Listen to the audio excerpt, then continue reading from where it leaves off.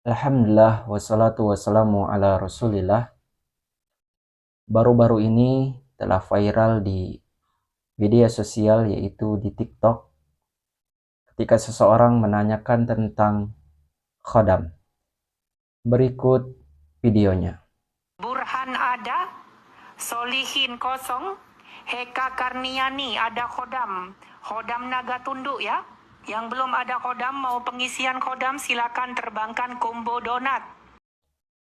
Alhamdulillah, segala puji hanya milik Allah Subhanahu wa taala. Salawat dan salam mudah-mudahan tercurah bagi junjungan kita Nabi Allah Nabi Muhammad sallallahu alaihi wasallam. Hadirin kaum muslimin dimanapun kita berada, semoga Allah Subhanahu wa taala memberikan kita hidayah. Baru-baru ini banyak oknum-oknum yang mengaku muslim di dunia TikTok. Dia menanyakan tentang hal khodam yang ada pada dirinya kepada seseorang.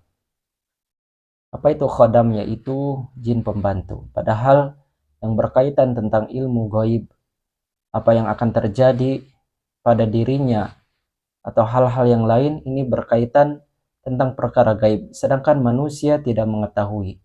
Bahkan Nabi Muhammad SAW pun tidak mengetahui.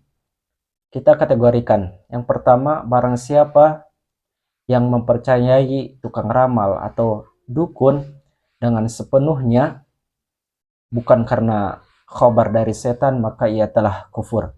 Sebagaimana perkataan Al-Munawi, jika seorang mempercayai seorang dukun atau tukang ramal dengan sepenuhnya bukan kabar dari setan, maka dia telah kafir. Padahal hal perkara gaib yang hanya mengetahui hanya Allah Subhanahu wa taala, sebagaimana firman Allah Subhanahu wa taala dalam Quran surat Al-An'am ayat 59. Wa indahu mafatihul ghaibi la ya'lamuha illahu. Di sisinya kunci-kunci perkara gaib dan tidak ada seorang pun yang mengetahui kecuali Dia, yaitu Allah Subhanahu wa taala. Dalam firman yang lain, Allah Subhanahu wa taala berfirman, Qul la ya'lamu man fis samawati wal ardil ghaiba illallah. katakanlah, tidak ada seorang pun yang mengetahui baik di langit maupun di bumi perkara gaib kecuali Allah Subhanahu wa taala. Hadirin rahimani wa rahimakumullah. Jadi intinya masalah perkara gaib hanya Allah Subhanahu wa taala yang mengetahui. Yang kedua, jika seorang mendatangi atau mempercayai tukang ramal atau dukun, tapi yang mengabarkan itu kabar dari setan, maka terperinci menjadi dua bagian. Yang pertama, yaitu salatnya tidak akan diterima oleh Allah Subhanahu wa taala selama 40 hari. Sebagaimana hadis Nabi sallallahu alaihi wasallam yang diriwayatkan oleh Imam Muslim. Rasulullah sallallahu alaihi wasallam bersabda, "Man ata arrafan fasa'alahu an syai'in lam tuqbal lahu salatun arba'ina lailatan." Barang siapa yang mendatangi tukang ramal, lalu ia menanyakan tentang sesuatu kepada tukang ramal tersebut, maka Allah Subhanahu wa taala tidak akan menerima salatnya selama 40 hari atau 40 malam. Hadis riwayat Muslim.